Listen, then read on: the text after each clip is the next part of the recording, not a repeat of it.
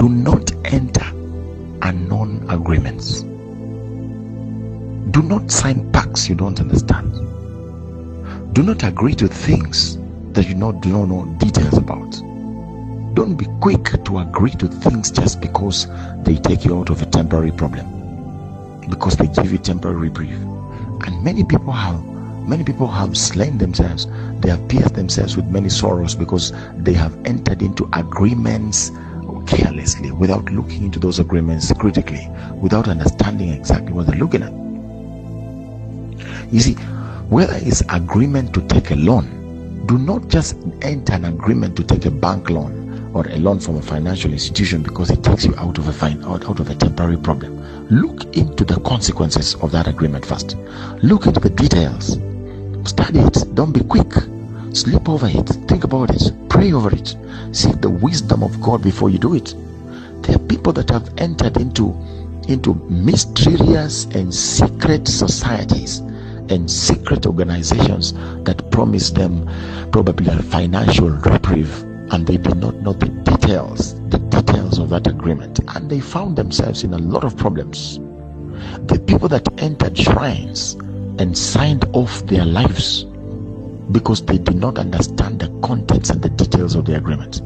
It simply promised them temporary solution, temporary reprieve, temporary rest from some prevailing pain or some prevailing problem that was going on, and so they entered into an agreement without understanding what they were doing. And that is how you find that a young person got into agreement with the so-called modern day sponsors because they did not know the content and the details of that agreement. They thought it was just rent being paid. They thought it was just food being bought. They thought it was just chips, fries and soda being bought for them. Then they realized they bargained more than they expected. They bargained more, or they chewed more than they could swallow. The teaching comes when we look at the man in 1 Kings chapter 2 verse 36 to 46. Oh, this will have someone. Then the king sent for Shimei and said to him, build yourself a house in Jerusalem and live there, but do not go anywhere else. This is an instructional agreement that a powerful king, the kings of King Solomon, is instructing a citizen called Shimei. So you shall build a house here in Jerusalem and don't go anywhere.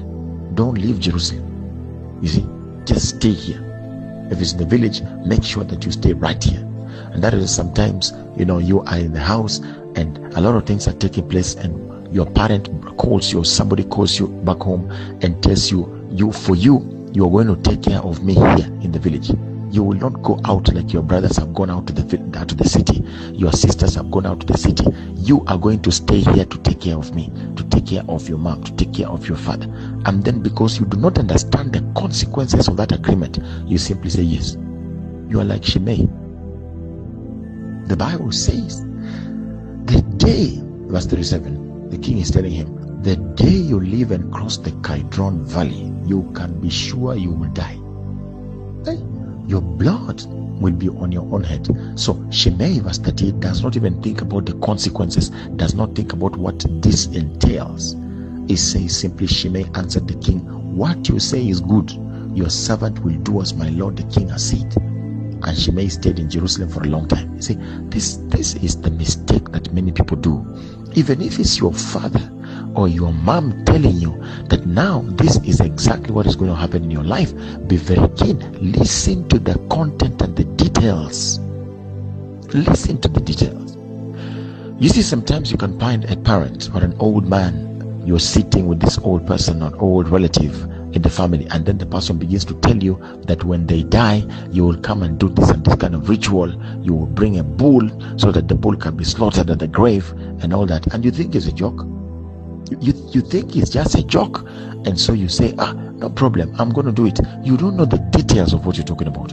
You don't know the consequences of the agreement that you're entering.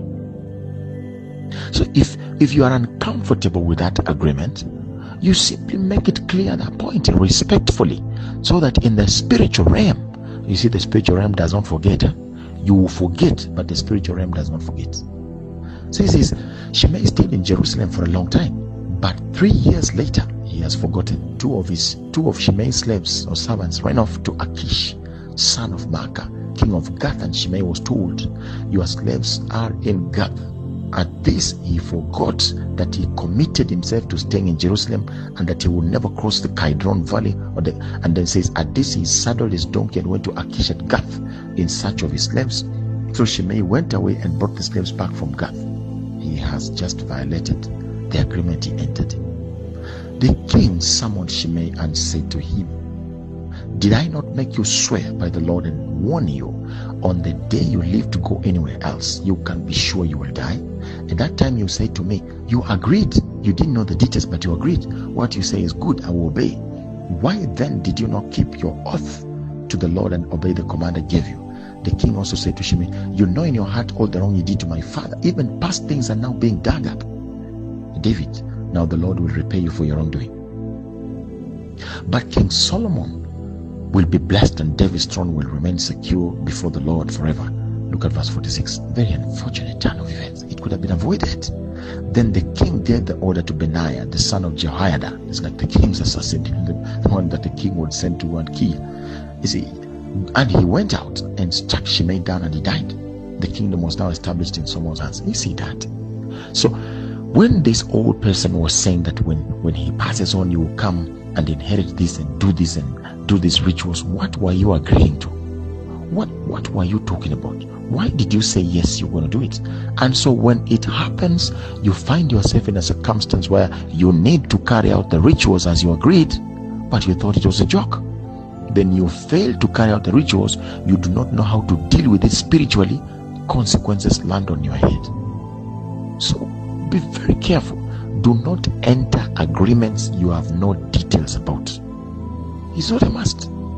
When someone tells you some of these things, you can respectfully decline, respectfully walk out of anything that makes you uncomfortable, respectfully decline anything that can cause pain and problems in your life.